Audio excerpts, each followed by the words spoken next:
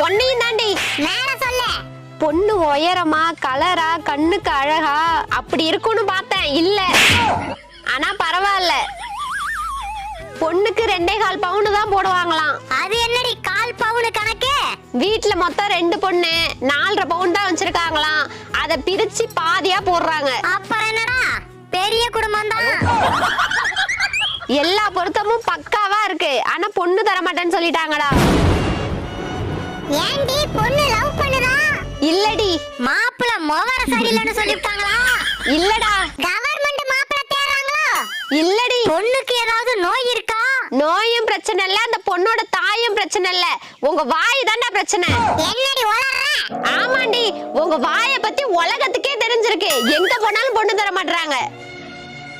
சரிடி, நாங்க ஒரு முடிவு பண்ணிருக்கோம். என்ன? பண்ணியை விட்டு போக போறீங்களா? கிழிப்போம்.